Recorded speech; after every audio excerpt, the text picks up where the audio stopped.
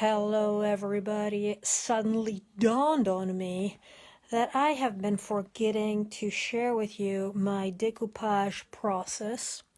So practically these last days I've been cutting out all of these butterflies and selecting which type of roses to be using. I finally settled on ones like these to be putting together. These are various selected parts ones to be putting on the wheelbarrow. And so practically these are the very last ones which I added.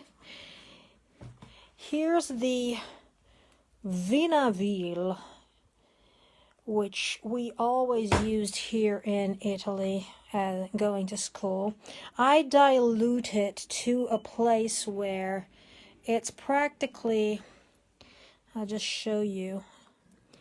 You see, it's not too thick and it's not too thin either. You don't want it to be too watery. And then what you do is, first you dab it. Here, let me move out of the light. First you dab it, you cover the whole back of your cutout. Then you cover the whole part where you want to be adding that piece on. So let's say I just want to be adding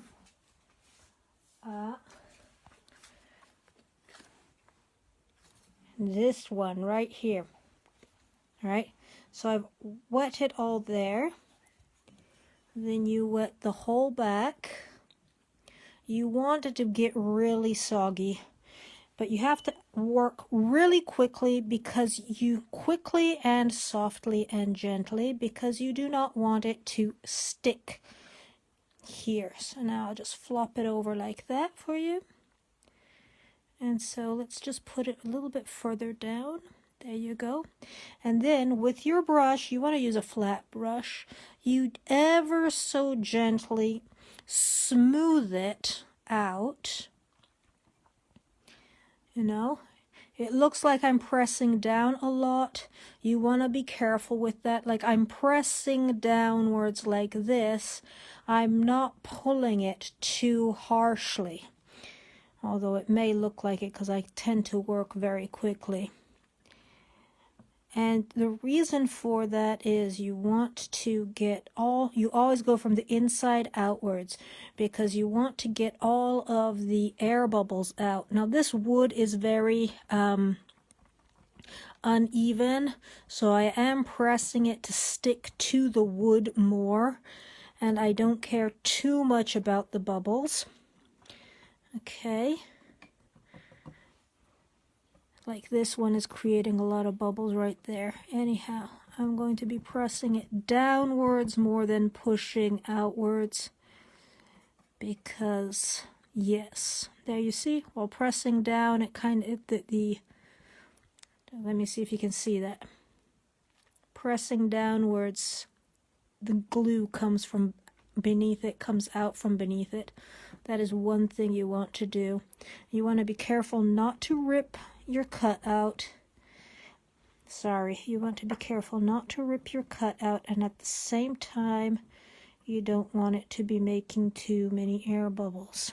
If you see any air bubbles, what you can do if there are air bubbles afterwards, here I'm pressing down on this so that it takes the shape whilst it's going around the corner here.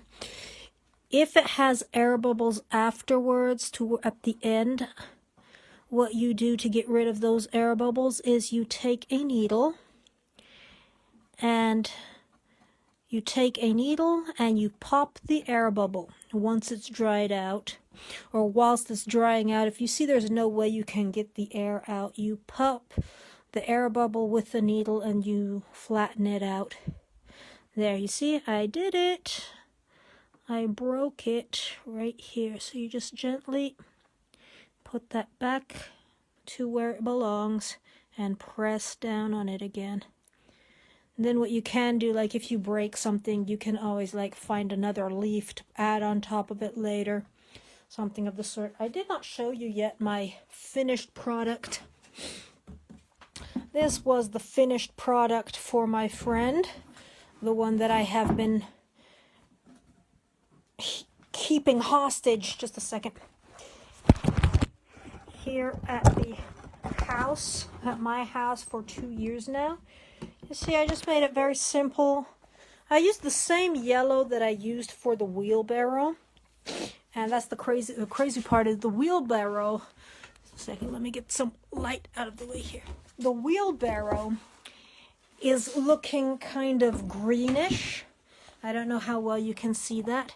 It's looking kind of greenish because I used this yellow, and I spread it across very lightly, even diluting it further. And I gave it 2 or 3 hands per side. So here I'm just doing this piece right now.